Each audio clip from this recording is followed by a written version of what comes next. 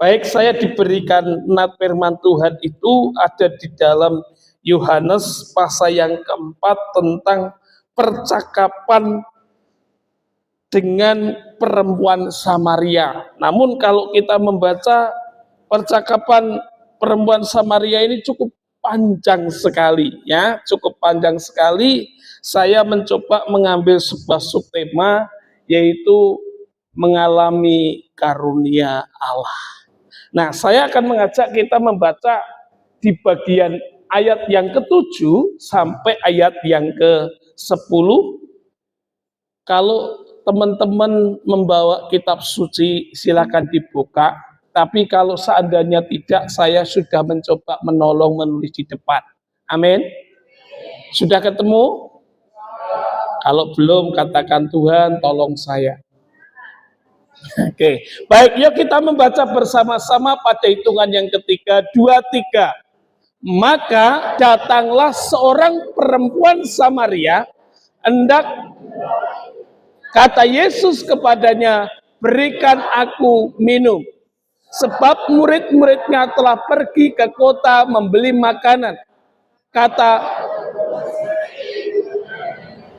masakah engkau seorang Yahudi meminta minum kepadaku, seorang Samaria?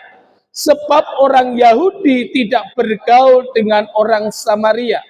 Jawab Yesus kepadanya, jikalau engkau tahu tentang karunia Allah, dan siapakah dia yang berkata kepadamu, berikan aku minum, niscaya engkau telah meminta kepadanya, dan ia telah memberikan kepadamu air hidup.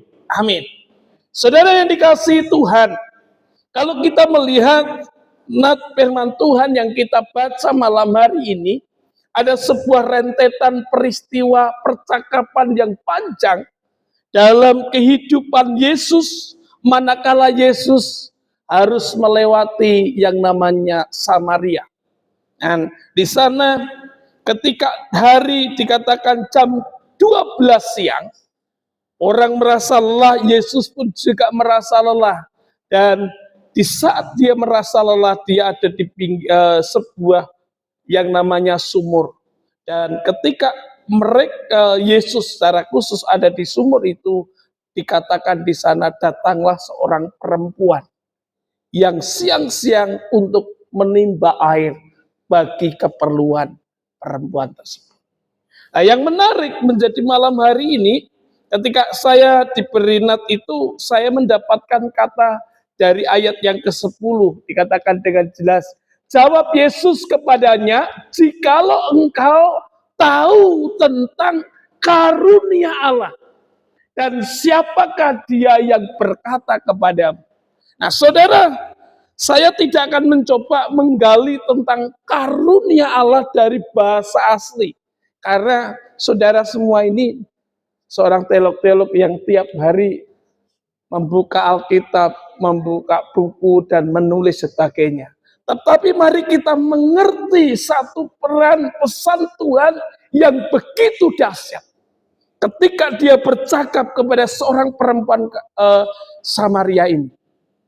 Dia mengatakan, jikalau engkau mengerti, jikalau engkau tahu tentang karunia Allah. Artinya apa? Yesus memberikan sesuatu kepada perempuan itu. Bagaimana hidup manusia harus mengalami karunia Allah untuk mengalami sebuah terobosan dalam hidupnya. Karunia Allah, kasih Tuhan, kebaikan Tuhan itulah yang akan mengubah manusia, yang akan menolong manusia untuk hidup lebih baik lagi. Oleh karena itu, saya akan mencoba mendapatkan beberapa poin yang bisa kita pelajari malam hari ini. Yang pertama, ketika kita itu mengalami atau merasakan karunia Allah, maka karunia Allah itu dapat merobohkan paradigma yang salah. Nah, kalau kita berbicara paradigma, saya mencoba membuka di dalam Kamus Besar Bahasa Indonesia itu dikatakan Paradigma itu artinya cara pandang orang terhadap diri sendiri, lingkungannya yang akan mempengaruhi dalam berpikir, bersikap, dan tingkah laku. Mengapa saya mencoba melihat bahwa karunia Allah itu mampu merobohkan paradigma yang salah? Mari saya mengambil ayatnya itu di dalam tadi ayat yang ke-9. Nah, saudara, saya mencoba melihat gambar ini. Dua orang ini bercakap-cakap dengan satu angka. Di sisi yang satu, orang mengatakan angka ini adalah 6. Dan di sisi lain, dia mengatakan angka ini 9. Kalau saya tanya kepada teman-teman di sini, kira-kira jawaban mereka berdua benar atau salah? Kenapa benar?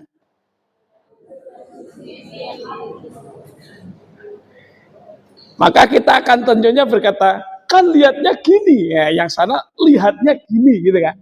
Nah, inilah namanya sebuah cara pandang seseorang terhadap apa yang dilihat.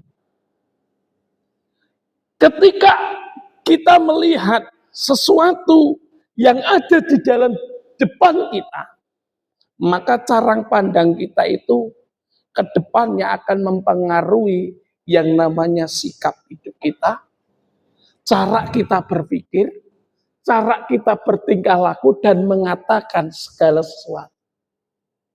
Nah, inilah yang pentingnya.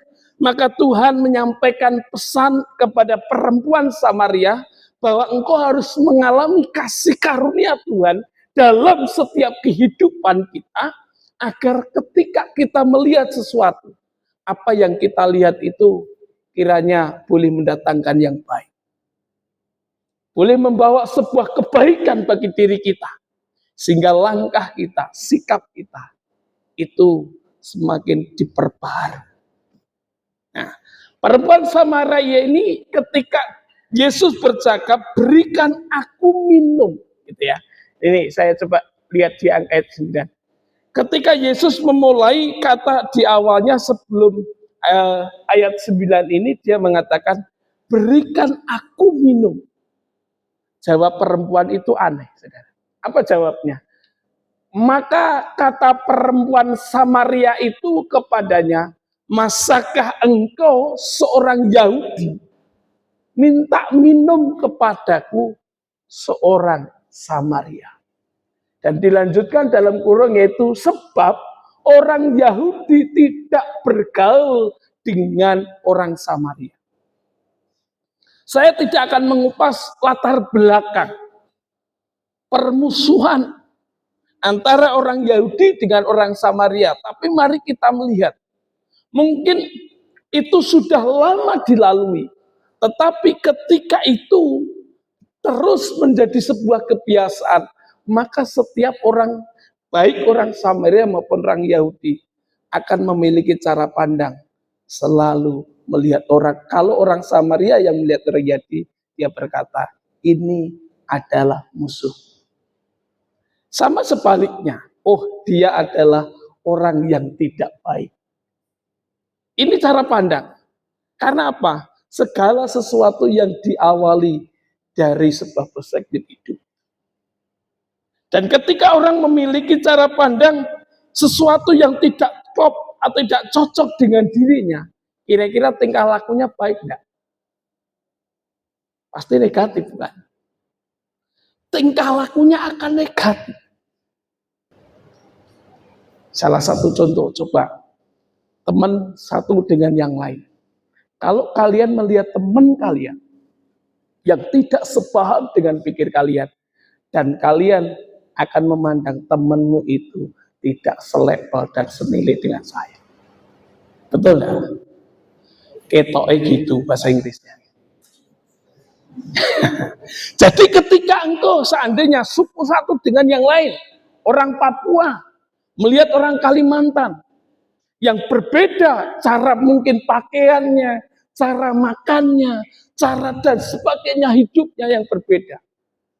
Dan orang Kalimantan bisa berkata kepada orang Papua, oh orang Papua itu jorok sekali. Kenapa? Karena orang Kalimantan dengan cara orang Papua mungkin cara makannya berbeda. Sehingga ketika orang sudah memiliki sesuatu perspektif, cara pandang di dalam hidupnya itu terhadap orang lain, itu secara negatif, maka dia akan memperlakukan orang itu negatif. Betul? Pernahkah engkau alami itu? Kira-kira kalau kita mengalami itu, perjalanan kita dengan orang yang kita pandang tidak kurang baik, membuat kalian mengalami pertumbuhan bersama. Halo? Pertumbuhan iman kalian, pertumbuhan ilmu kalian, pertumbuhan hubungan kalian dengan orang yang tidak kau pandang kurang baik, kira-kira menumbuhkan yang baik bagi hidupmu? Enggak kan? Nah hari ini Tuhan katakan, belajar dari pertemuan Yesus dengan perempuan Samaria. Ketika Yesus mencoba menyampaikan sesuatu yang baik, berawal dengan kata, beri aku minum. Seharusnya kan dia, kalau perempuan Samaria ini tidak memiliki pandangan negatif kepada orang Yahudi, dia jawabnya cuma ya atau tidak. Betul kan? Kalau kita meminta, boleh aku minta minum? Bisa jawab, oh enggak boleh, atau silakan tak ambilkan. Tetapi karena cara pandangnya yang sudah negatif, yang tidak benar, maka dia menjawabnya apa? Masa kamu orang Yahudi minta minum? Kira-kira mulai nyambung enggak? Ya kan? Aku minta minum dong, boleh? Jawabmu apa? Masa kamu minta minum saya Pak jauh-jauh dari Sukoharjo gitu? Enggak kan? Nah, yuk kita ngerti bagaimana Tuhan rindu. Kasih karunia itu menghancurkan, merobohkan, merombak cara pandang yang negatif, yang tidak benar dalam diri kita. Baik terhadap diri sendiri, dikatakan paradigma itu kan terhadap diri kita, terhadap orang lain, terhadap perkataan kita dan tingkah laku kita. Amin. Loh, kita ini punya cara pandang terhadap diri kita kadang yang tidak benar juga loh. Salah juga loh. Saya mau cerita. Saya itu dulu menganggap bahwa saya itu adalah anak haram. Itu kan pernyataan diri saya sendiri karena saya melihat saya dilahirkan dari pernikahan yang tidak resmi. Artinya bapak saya dulu menikah 2 orang. Saya dari ibu yang kedua, otomatis saya akan berkata saya ini anak haram. Kalau saya sudah mengatakan anak haram, kira-kira saya memperlakukan diri saya baik enggak? Enggak, betul. Makanya saya itu enggak lulus. SD enggak lulus, SMP enggak lulus. SMA itu saya lulusnya di sini setelah kuliah. Saudara, ini yang saya mau katakan. Kalau engkau tidak mau mengalami kasih karunia dalam hidupmu, kuliah itu tidak menjamin engkau berubah. Amin. Yes. Banyak orang yang kuliah, banyak orang yang lulus teologi, tetapi kalau hidupnya tidak mau mengalami kasih karunia Tuhan, hidupnya tidak berubah.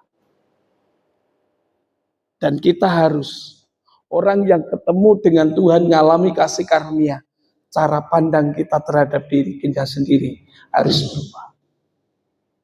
Kalau diri kita, cara pandang kita, hidup kita sudah berubah, kita akan bisa berubah terhadap orang lain. Terhadap cara berpikir kita kepada orang lain, kepada masa depan kita. Amin. Setuju? Mau engkau mengalami kasih karunia Tuhan? Yakin? Amin. Nah, saudara, ini penting. Belajar dari kisah perempuan Samaria ini. Dia begitu ketika dia cerita dengan Yesus, nanti di ending-endingnya dia akhirnya mengalami perubahan.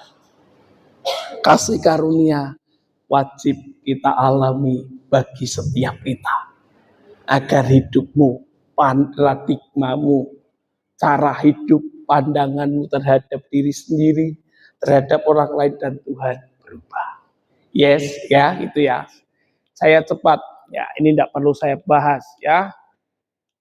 Nah, yang kedua yaitu memiliki respon positif. Kasih karunia itu akan menumbuhkan respon yang positif terhadap apa yang dilihat dan dialami. Yuk kita baca di bagian yang ke-12 sampai ke-14. 23. Adakah engkau lebih besar dari Bapak kami Yakub yang memberikan sumur ini kepada kami dan yang telah minum sendiri dari dalamnya, ia serta anak-anaknya dan ternaknya? Jawab Yesus kepadanya, barang siapa minum air ini, ia akan haus lagi. Tetapi barang siapa minum air yang akan kuberikan kepadanya, ia tidak akan haus untuk selama-lamanya. Sebaliknya, air yang akan kuberikan kepadanya akan menjadi mata air di dalam dirinya yang terus-menerus memancar sampai kepada hidup yang kekal. Amin. Nah, saudara, hal yang kedua yang penting bagi percakapan perempuan Samaria dengan Yesus itu adalah menimbulkan kasih karunia, itu menimbulkan respon yang positif bagi hidup perempuan Samaria.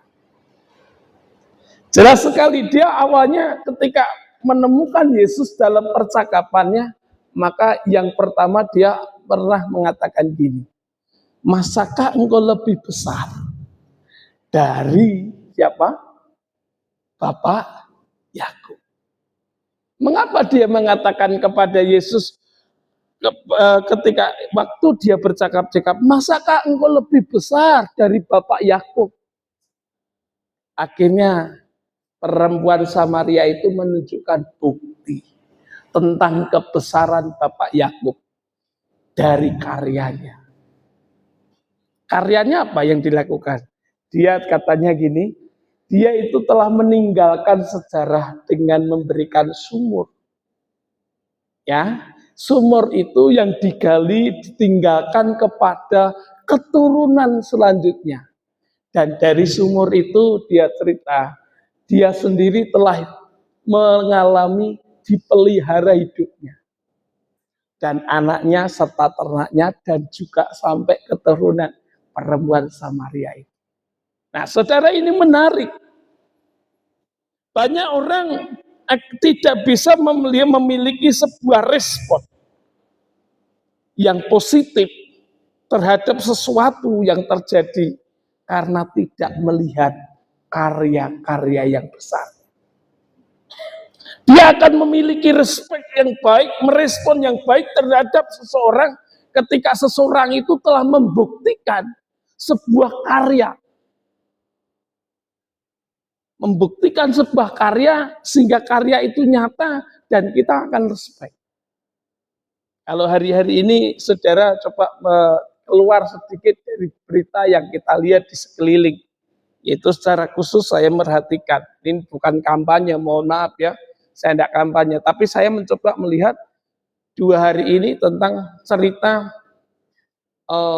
Anies akan menyalonkan diri sebagai presiden di tahun 2024. Nah, ketika dia memiliki, banyak orang mencibir dari berbagai sebuah medsos mengatakan memimpin Jakarta aja tidak bisa, masa memimpin Indonesia dan sebagainya dan sebagainya. Artinya apa? Orang tidak akan bisa respect kepada pribadinya Anies karena dia melihat jejak rekamnya yang kurang. Nah, perempuan Samaria ini meragukan Yesus. Meragukan pribadi Yesus yang berkata, masa kamu akan memberikan sesuatu air minum yang tidak membuat kami haus lagi?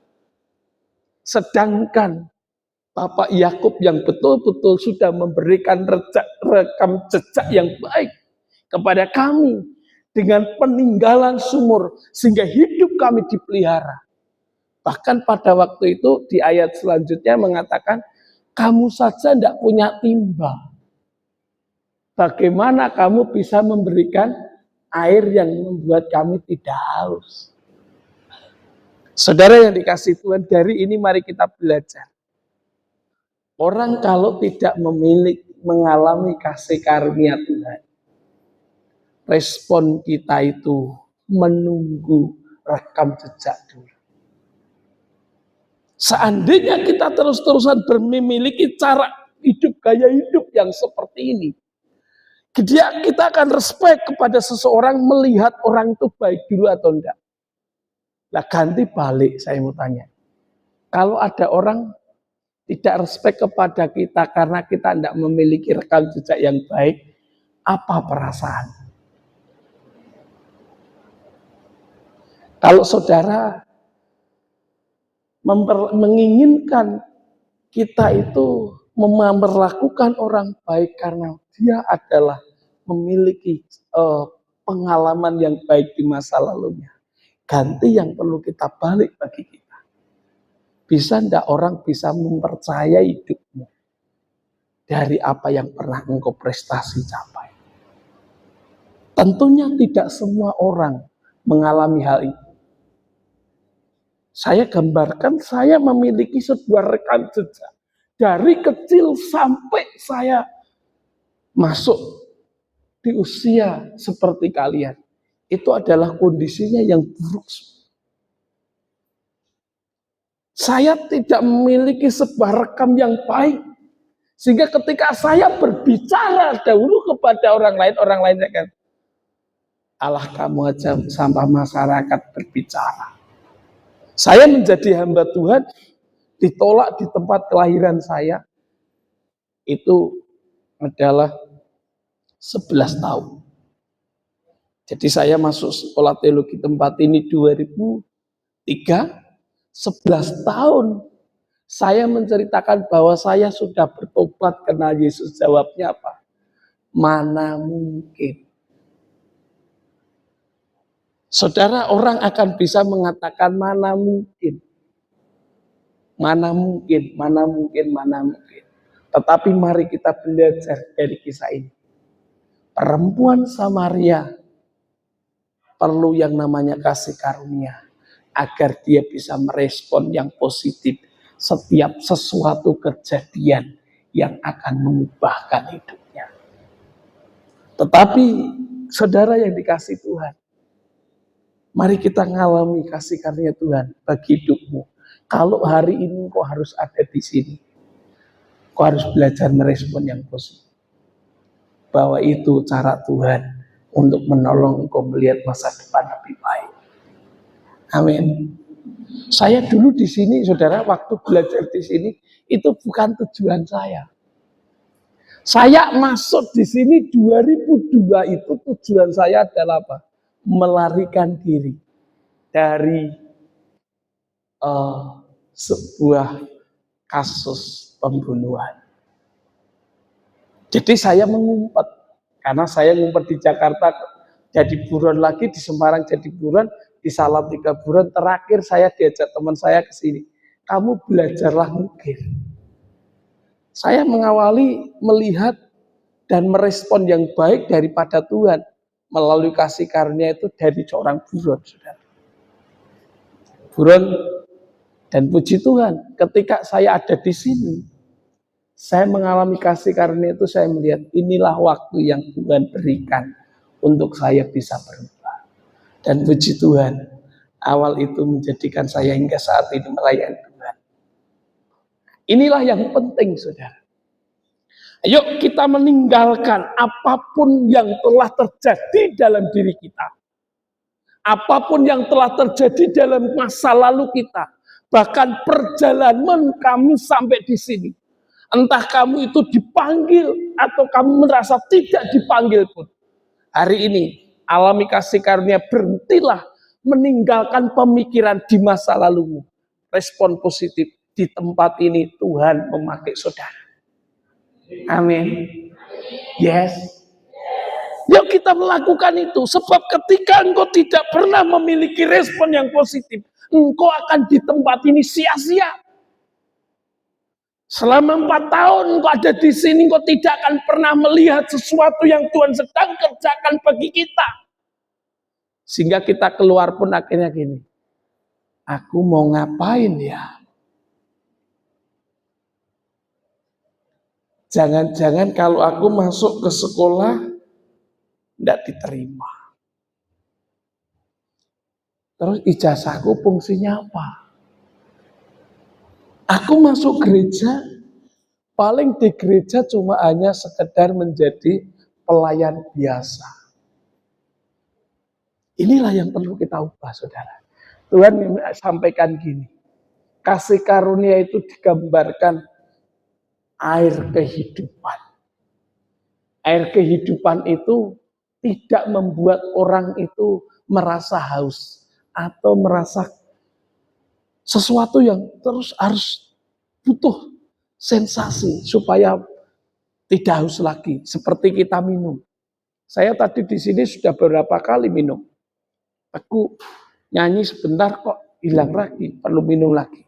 Tapi Tuhan menggambarkan, mengalami kasih karunia itu air yang masuk, yang dalam diri kita, air itu justru menjadi sebuah mata air. Kalau kita mengalami mata air, maka hati kita, hidup kita itu tidak akan pernah kering. Amin. Contohnya orang hidupnya kering itu seperti apa? Saudara pengen ngerti contoh orang kering? Orang kering itu orang yang tidak memiliki pengharapan. Percaya Yesus tetapi keyakinannya itu ya yes, pokoknya yakin aja lah, ngalir saja. Saudara, mari kita mengalami kasih karunia supaya hidup kita itu selalu senyum dan sukacita. Amin. Jangan senyumnya kalau makan ayam saja, kuda pun tidak usah dikasih ayam aja mereka, biar tidak senyum terus. Nah, saudara, ini penting. Perempuan Samaria itu akhirnya mengalami sebuah respon yang positif terhadap perkataan Yesus bahwa dia membutuhkan kasih karunia, sebab dia meyakini ketika kasih karunia dialami dalam dirinya, dia akan berubah. Ini karena sudah jam 8, sebenarnya saya menyiapkan 4 poin. Tapi saya akhiri saja deh. Maaf Pak Cang, sudah lewat 5 menit. Saudara yang dikasih Tuhan, mungkin di lain waktu saja saya akan sampaikan. Ya, perempuan ini akhirnya apa? Dia mengalami ending terakhirnya.